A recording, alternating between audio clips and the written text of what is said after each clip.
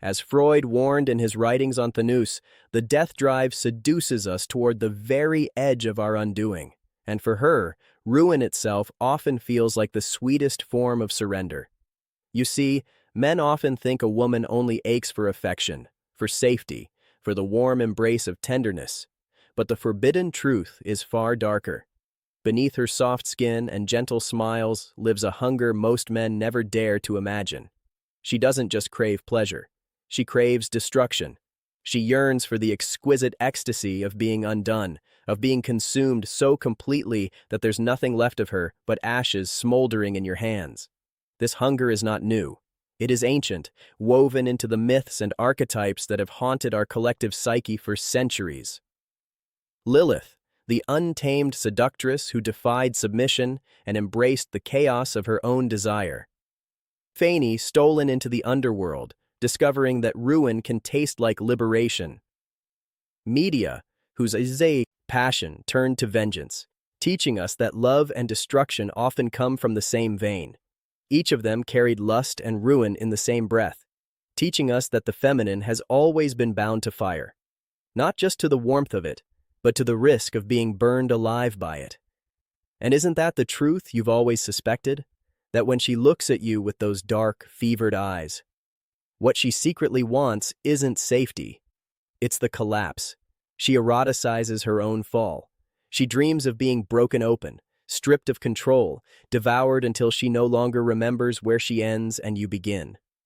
Destruction and desire blur for her until ruin itself feels like the ultimate seduction.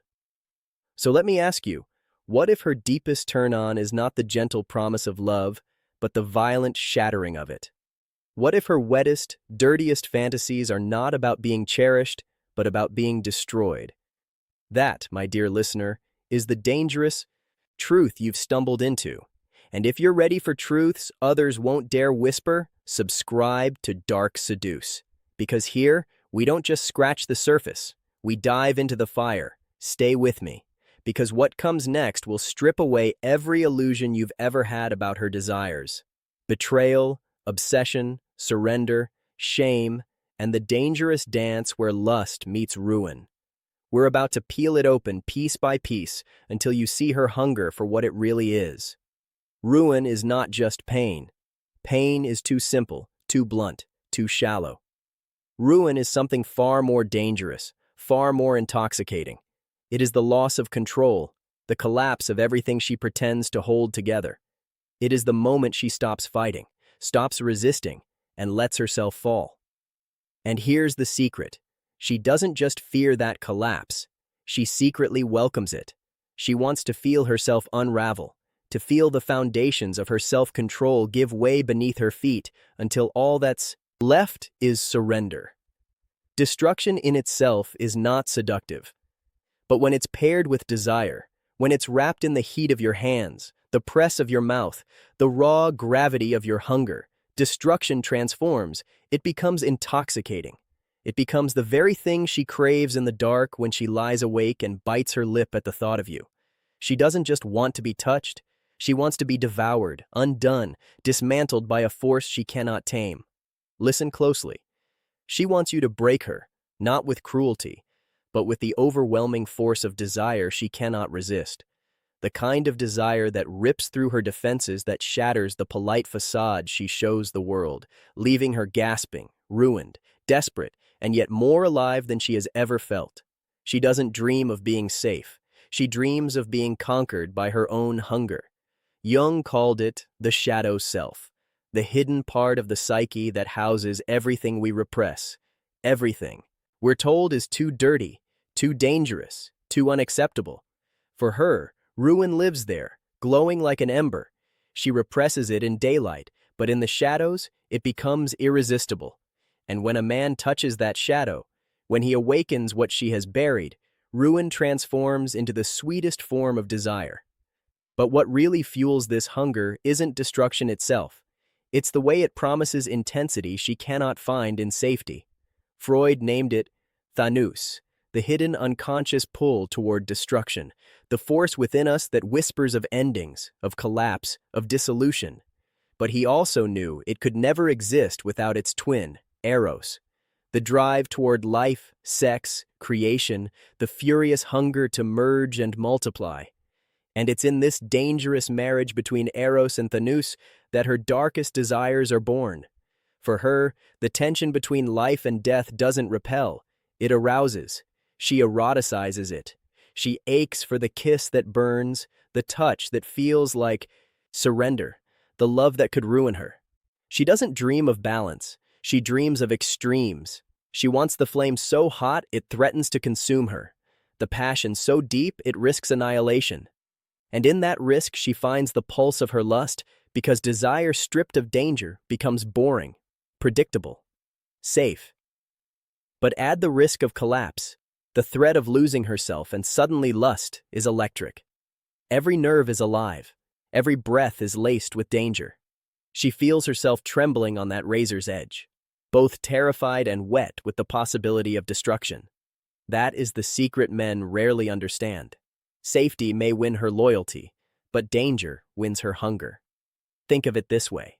She doesn't just want to be touched. She wants to be claimed. She doesn't just want to be kissed. She wants to be consumed. Every fiber of her being aches for that collision of creation and destruction. The moment where sex becomes ruin and ruin becomes the proof of desire. In that space where OS collides with Thanos, she feels the truth. Surrender is sexier when it could destroy her, and nothing is more dangerous than obsession. Obsession is not polite.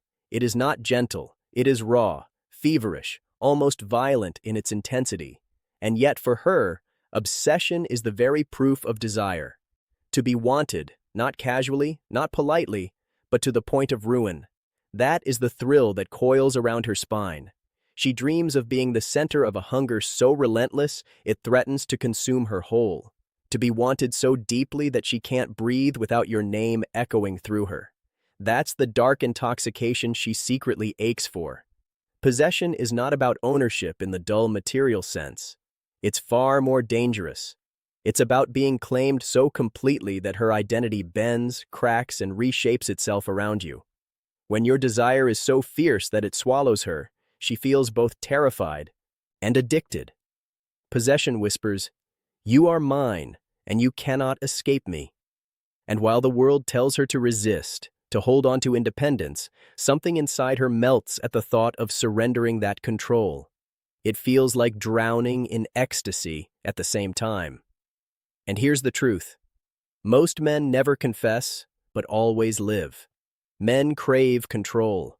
You crave the rush of dominance, the proof of your power when she finally caves. And women, though they'll never say it out loud, crave surrender to that control. They want to be overpowered, overwhelmed, undone. Both of you are caught in the same fire.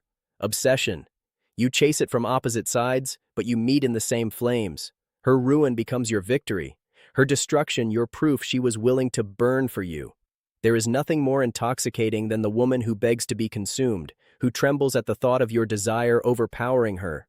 That's the dangerous beauty of obsession. It makes destruction look like devotion. But what makes this hunger truly dangerous is how guilt and shame twist into arousal. There's a reason sin feels sweeter than virtue. What is wrong always tastes more erotic than what is right. The forbidden has a pulse, a heat, a danger that makes the body throb with want. Every commandment, every warning, every whispered don't becomes an invitation, a dare. And for her, nothing stirs the ache like crossing that line. The thrill of cheating, the intoxication of betrayal, the rush of being taken when she shouldn't, when every voice in her head is screaming no, and yet her body is dripping with yes. That is where guilt twists into arousal and shame becomes the gasoline poured over lust. Shame does not kill desire, it amplifies it. The deeper the guilt, the wetter the fantasy, the dirtier the secret, the harder her body trembles for it. It's why her thoughts spiral late at night, imagining being caught, punished, exposed. It's why she bites back moans when she knows she shouldn't. Because the more dangerous the act, the more irresistible it becomes. Morality builds walls, but her hunger is in the business of breaking them down. NZ once said that transgression is liberation from morality. To step into sin is to step into freedom. And for her, guilt isn't a chain. It's the proof that she's alive, trembling at the edge of herself. Each act of betrayal, each forbidden kiss, each stolen touch carries the electricity of rebellion. It's not just sex, it's defiance.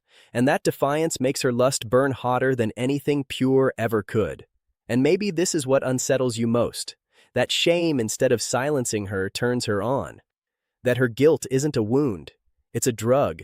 She's high on her own transgressions, addicted to the taste of danger dripping from your mouth. And in her darkest fantasies, ruin isn't inflicted by another, it's chosen.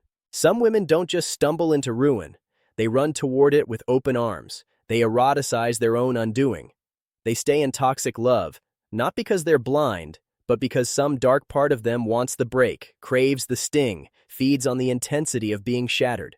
They choose the man they know will hurt them, because in that hurt, they find the sweetest proof of passion. To her, destruction feels like devotion. If it tears her apart, it must be real. If it leaves her raw and trembling, then surely it was love. This is the twisted secret of her desire. Pain doesn't diminish her lust, it validates it. Every wound becomes a confession, every bruise of the soul a signature of truth. She ties her need for love to her need for suffering.